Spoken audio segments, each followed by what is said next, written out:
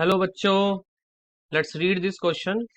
The question says the plot of delta G naught versus temperature for the formation of oxide of element is called. मतलब जो graph है, अगर हम delta G naught और temperature के बीच में बनाएंगे ऑक्साइड्स की फॉर्मेशन करने के लिए, तो ये क्या होगा. ठीक है. ऑप्शन में देखिए, ऑप्शन में दिया हुआ है. Number first is Ellingham diagram, option number two is free energy curve, option number three is entropy curve, option number four is isobar. तो सबसे पहले हम समझते हैं कि जो हमारा की कंसेप्ट है इस क्वेश्चन के लिए वो क्या है. Key concept for the question is that is graphical representation, मतलब plot delta G naught versus temperature. ठीक है. देखिए, सबसे पहले हम ऑप्शंस की बात करेंगे वन बाय वन कि कौन से जो ऑप्शंस में कौन सा ग्राफ प्लॉट होता है. सबसे पहले अगर हम बात करें एलिंगम डायग्राम की. ठीक है. एलिंगम डायग्राम एक ऐसा ग्राफ शो करेगा. Ellingham diagram. ठीक है. एलिंगम डायग्राम एक साइंटिस्ट के नाम पर है, एलिंगम के नाम पर. इस साइंटिस्ट ने क्या कहा था कि एक ग्राफिकल रिप्रेजेंटेशन दी थी. ये रिप्रेजेंटेशन डेल्टा जी नोड और टेम्परेचर के बीच में ही थी. इसका यूज ऑक्साइड्स के लिए ही था, मेटल ऑफ ऑक्साइड्स. ठीक है. इसके अंदर इसने रिड्यूसिंग एजेंट्स या रिडक्शन प्रोसेस पर इसको क्लासिफाई किया था. रिडक्शन प्रोसेस, इसके अंदर बहुत सारे एलिमेंट्स को अरेंज किया गया था at different different reducing power और डिफरेंट डिफरेंट ऑक्साइड्स. ठीक है.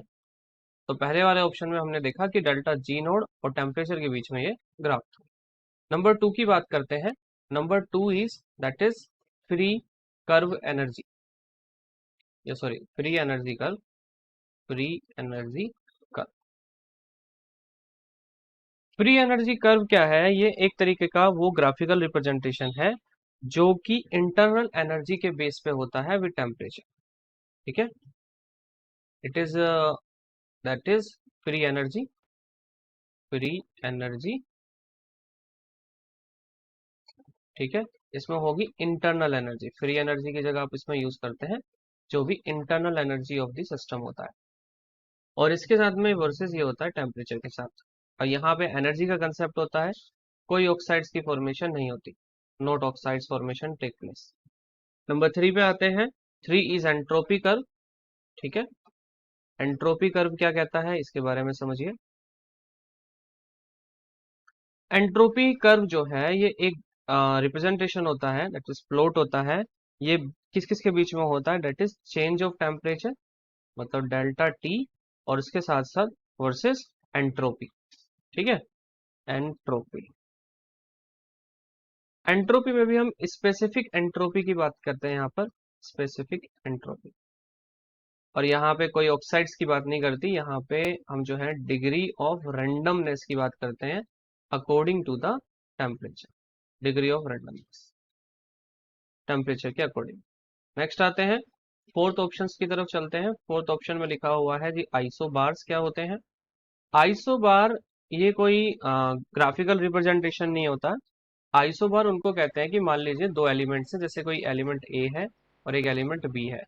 तो इनको एलिमेंट्स को हम तब आइसोबार्स कहेंगे जब इनके पास में सेम नंबर ऑफ न्यूक्लियॉन्स होंगे. That is same number of nucleus. तो अब आपको चारों के चारों ऑप्शंस के बारे में एक्सप्लेनेशन मिल गई है और आई होप कि आप सही ऑप्शंस को चुन सकते हैं आसानी से. So according to the given question the final answer will be the option number first. So option one is your final answer. ठीक है. ये एक एलिंगम डायग्राम होगा क्योंकि ये डेल्टा जी नोड और टेम्परेचर के बीच में होगा. मेटल ऑफ ऑक्साइड्स की बात करेगा, रिडक्शन प्रोसेस के बेस पे होगा.